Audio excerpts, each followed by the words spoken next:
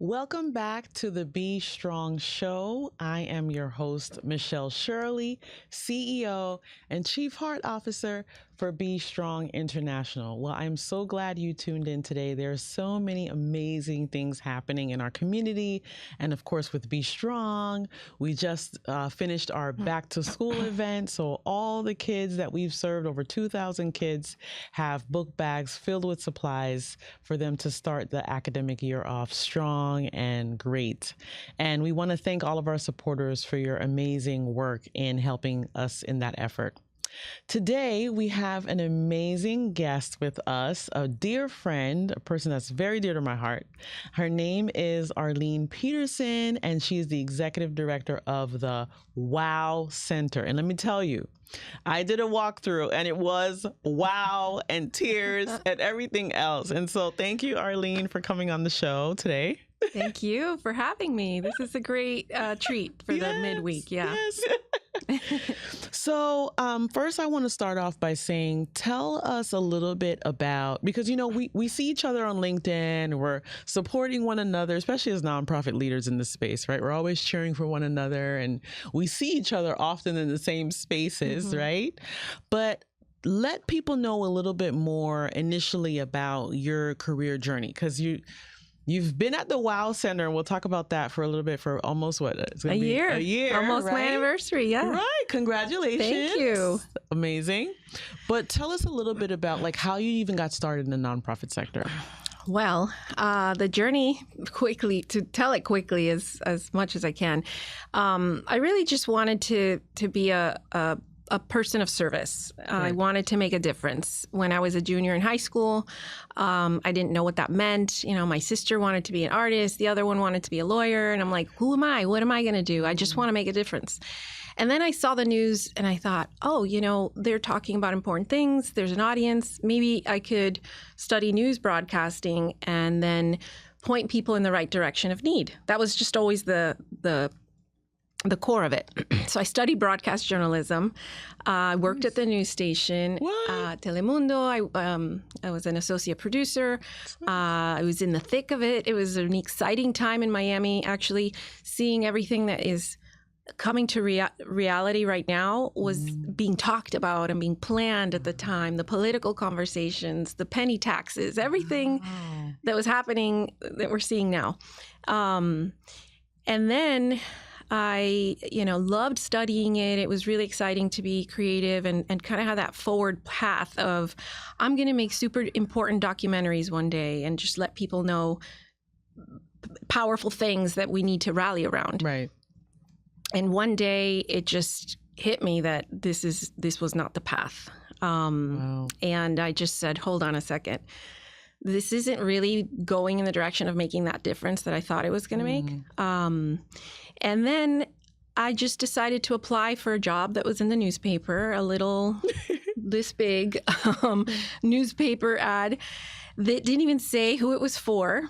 And when it was for like an administrative assistant, and it was going to be temporary because I was going to move to Boston and then get my master's in film documentary production. Wow. So that ended up being with United Way. That little blurb. That little blurb That you took a risk on because you didn't know who it was. Right. And our common friend, Anna Martinez from Miami-Dade College now, she was one of the interviewees. I had 5 interviews for this job, and they were like, you can have this job, but will you consider being a fundraiser? And I was like, no, thank you. That is not part of my career path. No interest in it. And they were super persistent. And I said, if they see something or, I'm a woman of faith. And I said, God, if this is the path that you want me on, then I'll give it a chance. But you got to be there with me. Right. So I did it and I loved it. And I was working, in the school system and different, opportunities with the major events, learned a lot. And that's really what I wanted to do. I was like, this is it. I'm working with nonprofits. I'm seeing the need in the community. Yeah. There are community leaders. And so that being the voice for those that are in need was exactly what and making was those happening. connections too, Right. because you're right there getting those Exactly. dollars. Right. So I, at 22, was given access to our entire community Wow. and need, and then learning from the leaders and being around them. So it was a really exciting time. And I did the same when I moved to Boston. I ended up, I don't want to do anything else. I just want to do this, and worked up there as well. And long story short, that's the journey continued, you know, with one opportunity became the next one. As much as I would learn, I would take it to the next level and the next layer, which basically brought me to WOW to be the executive director. Yeah. Well, not so fast, right? Yeah. Okay. So we met at Spotlight Miami, and it was a breakfast, I think, or a brunch. Like 3 years ago. Yes. And we just hit it off. We started texting each other Instantly. after that, right? And it's because of Vicky, right? Vicky Hopta. Our mutual friend, grant writer. Yes. And yeah, that was a special connection. That luncheon gave us the chance to just talk about our heart inspirations, and we were just there on the same level. Yeah. And then it was really exciting to see, because I think you were new with the organization, and it was exciting to see the momentum that you were making with Be Strong. So then So you became a woman of inspiration for me. And same, right? So I want to talk about, I think there was also a time when, you know, when we met there, you were at Chapman. And I fell in love with Chapman, and I'm still in love with Chapman, right? Their ability to be so intentional about meeting the needs of families when it comes to the homeless population, there's just so much there. Yeah. And so tell us a little bit about what you did there, and then making that leap to the WOW Center. Yeah. Yeah, so when I met you at Chapman, that was actually my second time at Chapman. It was Community Partnership for Homeless before that, 10 years before. And I had been asked to come there I was in the classroom. I was teaching middle school, not middle school. I was actually 4th and 5th grade language arts at Shenandoah Elementary. And so they pulled me back into the fundraising scene, and it was right when Mr. Chapman had just passed. So it was the very kind of early years of that transition for the organization. So super exciting to have been able to come back right as the pandemic began, another time of transition for the organization. So there was a lot of learning, a lot of building when I got there, because we had to launch a new signature event. That's when we launched Take a Walk in Her Shoes. That's when we launched Woman Aid. That's when we launched the Young Professionals, Next Gen. Everything was entrepreneurial and brand new for the organization. When I came back, it was time to revitalize and bring it back to life again. So it was a really exciting time, an exciting time to dig in, you know, in the operational side of things, because a lot of the fundraising was compromised, right, during the pandemic. Yeah, so really digging into the details of, you know, the fundraising structure and how the relationships are nurtured during that time.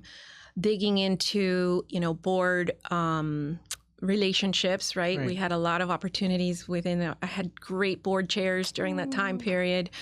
Ed Joyce and Peter Pruitt and now, as of today, Bridget Chexamoli, they were phenomenal. Carlos Fernandez Guzman, in just really being intentional in board development, right? So we did a lot on recruiting new board members and being intentional in that process. So learning that, doing our strategic planning process, you know, working so closely with our CFO and our different programmatic components, which really prepared the way for all of the pieces that I'm, you know, now a part of with the WOW Center. Every single bit of it. I was just going to say that. Everything that I hear you saying was just those skill sets that were needed for you to make this big jump into being the executive director of the WOW Center. Exactly. I wouldn't have been able to imagine taking on this kind of role. You know, it'd be very scary and overwhelming, but I was ready for it. I mean, it was like not a trepidation at all. It Right. was very simple to think, okay, there's a lot to learn, but I can handle it because I've got some foundational knowledge and some really great, exciting vision for what's needed. Yes. And I think that's interesting. I've seen that before, even in my own firm, where I think the skill sets that are developed with fundraising can really land you anywhere. Sure. Right? Yeah. You have to be adaptable. You have to be flexible. You have to creative. learn rejection. Exactly. Right? Relationships are everything. Are created. Yep. You know, you have to just see a very positive mindset for everything. Yeah. Everything has to be turned into an opportunity. Yes. And that's natural to me anyway. Right. And to those who are in that field, right? Whether you last or not depends on having that sort of outlook. Yeah. On life, right? Yeah. And on things. So that's so great. So tell us then about the WOW Center. I mean, I thank you again for allowing me to even tour. It's a pleasure. I cried. Oh, I know. I cried after that because I just realized here is a population that isn't, I don't know if I've ever heard advocates fight for it. I don't know if I've heard system-wide change around what the disabled population really needs. And to walk there through that and to see them. And by the way, you know everyone's names, the funny relationships that are going on there, just the cute little things that are happening, and you telling me about, you know, some of the couples even that are there. It just broke my heart, but at the same time, I really am glad that you're the one that's at the front of this. And so I can just imagine what God's going to do with it, because He's already doing. You're there, right? Yeah. So tell me. Well, the WOW Center, you know, for those who this is new for them, this is a center. I call it heaven on earth. It's a center for adults with developmental disabilities. And that could be a range, you know, everything from intellectual disabilities, autism, Down syndrome, Prader-Willi syndrome, and every variation in between, from 22 years old to about 76. We have an individual there that has been there 51 years. I think I met and you met Steve, right? Yes. So this is an organization that was founded by parents who thought, what are we going to do with our children, who saw potential in them, but our community really didn't have much beyond what the public school system offered in the special education setting. Right. So once they graduate, which is still the case, and even there in some ways, limited. Right. I don't see what you have there. Exactly. So then you graduate from your educational setting, you learn your basic, you know, kind of grammatical, mathematical types of things, or even just basic life skills. And then what? You have a whole lifetime ahead. Yeah. And so this became a place that started as a nursery. It started as a place where they had landscaping, you know, they were growing landscaping foliage and then selling it to the community. By having that place, they were able to learn, you know, skills. They were able to develop relationships, you know, and just interact with the community in a special way. And then it evolved into an adult day training, which is what you see on a day-to-day basis. It's not residential. They come, you know, about 9 a.m, leave at about 3, and the whole day is about having a meaningful day. And that means being able to learn new skills, have choices, enjoy things like relationships and friendships and art therapy, music therapy. They'll learn how to cook or take care of home, you know, chores, to participate, whether they're able to participate at home in their own community, or we also have a workforce program where if they show interest and want to develop further and see that pathway, we can help them with those skills. We can identify them, evaluate, and then work on them in the way that they need it, and then identify our partners in the community that will be able to welcome them within the workplace, whether it's an internship or ultimately a job. And it's incredible to see, you know, once a month we have parents. I just came from that today. Once a month, we have parents from our program share their journey. It's one of the most incredible, overwhelming things that I experience throughout the year. To hear their story of hope and possibility and resilience and adversity and everything in between, and the incredible love, unconditional love that they pour into their family member, whether it's a parent, a single parent, a sibling. Right. It's just beautiful. And you're right. It's not that well known or seen so prominently in the community. I didn't even know this organization existed until a year ago. And we're all over the community when you got there, right? Right. So imagine, right? And you're doing a great job, by the way, I think, of putting it out there, pushing out there what the WOW Center is. And I can tell anybody who goes there, you will say wow. Right? Yeah. It's just incredible that that's the name of it. Soon it'll be a fundraiser to see how many times someone says wow when they come in. It's like, I take your pin if you say baby, right? It's gonna start. And it does not stand, so people ask, does it stand for something? It's the emotion, it's the feeling, it's the so expression that you get when you're there. And you know, I think when you said that you cried, I remember that moment.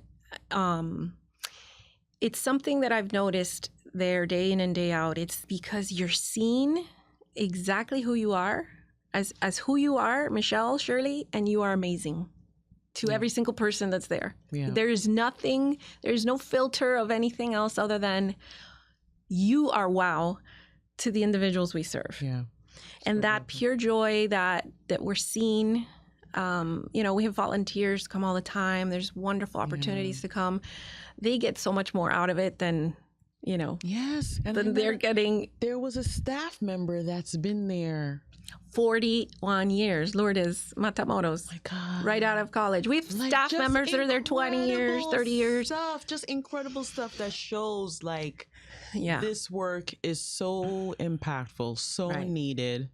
I think the wow for me and the tears was the fact that, you know, we go about our daily lives and we're so ingrained in like what we're struggling with and what we're dealing with. And there is someone or people that are same, you know, situations that we're in that don't have that one level up. They need someone to be able to say, you are just as significant as I am. Right. Right? Right. I saw that there, and I think that's what brought me to tears. I was like, here is a group that is being treated with such dignity, such level of care. They are the VIPs. They are the superstars of the organization of the day. They are the VIPs. They are such very important people to each of us individually. That's why you have staff so committed to this. Our board members are committed because they are a treasure. And our board chair, when she was, you know, interviewing me, she says, this decision will not be taken lightly. There has to be someone who will make sure to take care of our individuals. This is their life. And their parents who pass on entrust them to us, and their siblings who are trying to figure it out, they entrust them to us. So this is a lifetime, you know, service, and it's a huge responsibility, and it is a pleasure and an honor to be able to take on. And I see that in the workplaces when you talk to, you know, people who have hired our individuals, they're like, they have changed our culture. They changed culture, you know, and how we interact with each other, how we need to be patient with each other, how we're able to communicate and be a little, you know, more giving, more gentle. Yeah. And just, you know, get the hang-ups, put them over there and just be real. And I think that that's the value that, you know, having this type of inclusive community, it's game-changing. Yeah, and I think one thing that's powerful for me too is that as leaders, and I was thinking about this morning, it's like, you know, we do so much and maybe very few people in our circle see our flaws. their flaws are on display every day. There's nothing they can do about it. Right. And so the fact that we have to love them through that. Right. It just Who shows are our we capacity. to have that chip on our shoulder to say that we're really any different? Because we didn't get to control how we came out of the womb, right? Right. We didn't get to control what happened there, right? Right. So it just opens up so much. And that's that next layer that I notice is that if you know that you're capable to love unconditionally, it's one of the most powerful things to know about yourself. Yep. And so if you're able to see someone who's vulnerable or someone who isn't the picture that, you know, we paint everything else that, you know, that it needs to be. To be beautiful and to be perfect. Yep. And we're still able to be drawn and love them in a beautiful way. That really reflects back onto ourselves to know, my gosh, look what, it's not self-serving. I mean, I hope you understand what I'm saying. It's like to know that we can love profoundly and unconditionally is a very important thing to know that we can do. Yeah. And to exercise that. Yeah. And I think it's important too to see that we have the limitations, because sometimes we think we do love unconditionally and we don't until that person shows up at our workplace, right? Right. That I need more compassion, that I need more gentleness, that I need more patience, right? Those things happen to us too, to put that mirror there, to like, you thought you were good. You no. You need some work. You need to work on that, right? Right. And then I think it makes us have too, I think another level of gratitude, right? Yeah. To be thankful, because we complain a lot. We complain a lot. We grumble a lot. You know, it's part of our nature, but exactly. Even the day to day, you know, got to do this, got to do that. And again, it's grounding when I can hear from the families. What families go through that have, you know, family members with developmental disabilities it's monumental. There's so many social determinants alone within that, you know, household of vulnerability. On a daily basis, there is that vulnerability of, you know, well-being, mental health, financial security, stability, right? From one day to the next, you could be rushing to the emergency room. It's just a lot. Even social connections are limited sometimes, you know. Yeah. It's the part that grounds me the most is what the families go through, and that's something that we work hard at. We've even shifted our mission statement that it's obviously to support the individuals with opportunities and resources and the communities that support them. So we want to make sure we've got the resources, you know, like your type of organization is a wonderful resource for our community to keep the family strong, to keep that home strong. Despite in the midst what's going on. Right. Yeah, because it's a lot. And we saw that during COVID, a lot of the disruption that caused so many things to happen. Right. Yeah. I want you to share a little bit about what is that, or what are those few things that someone watching today who says, wow, like I've never heard of this place. What can I do to support? How can I help in some way? What would you say to them? Well, I would say that we're always looking for great volunteers. You know, we'd love to show you around. We'd love for you to experience what Michelle experienced. You know, to kind of see what we're doing, what a beautiful day looks like. You know, within our center. We obviously need the support of our corporate community, our philanthropists. This is we go above and beyond in what we provide to our individuals, so they are able to access through the Medicaid waiver, you know, their day programming, but it's this much, and then we go, you know, 100% more by having social workers and our workforce program and our culinary and the enrichment and the high quality staff, and so that really takes our private donors to support us. And we do have an event coming up on October 25th. Please share. It's called WOW Experience. It's going to be at the Coral Gables Country Club, and I love this event. It was my first week at WOW last year when I was at this event, and it just blew me away because they do a phenomenal job of bringing WOW to the event. Love that. So our individuals are a part of it. It's a party there every day. It's the music and the joy and the dancing. I walked in the middle of the party. Exactly. So there are surprises in store for this year, but the WOW Royale, which is that Palm Beach Palm Royale fun take on it. Nice. We launch our new merch at this event. We celebrate incredible champions for the organization, but most of all, you get to be a part of what WOW is, but in this fun social setting. So thank you for putting up the website. There are tickets available, sponsorships available. Nice. We have great sponsors already like Amazon and Google and, wonderful partners. So we'd love for you to join us. That is awesome. I love it. Well, we could talk about it is a WOW thing. So much more. But I want to get quickly into our Social Yaks game because I want the audience to know who you are, a little bit of who you are. So we're going to start with breaking the ice. So if you can read that aloud and then just answer and see what you want to share. Okay. This could be controversial. What's something you would never buy? I personally would never buy jeans with holes in them. I know this could be controversial. Like, old school, I just don't understand it. I don't understand it. I know it's a thing, and I know people have several pairs. I just won't buy them. Just like, why? Nope. What is the purpose? I celebrate you. You look cute in yours. I just can't. If I got a hole, then they're going somewhere else. That's so funny. Yeah. All right, we're going to get social. We're going to pick the next one. This is the yak here. Okay. What gets you motivated at the start of each day? Well,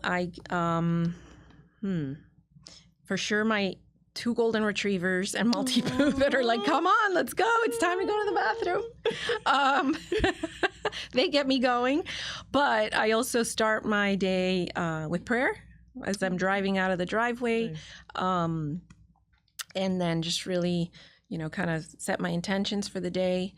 Sometimes I throw a song in there. Nice. And that's my motivation. All right. That's good to know. We're going to dig deeper now. Let's see what we do here.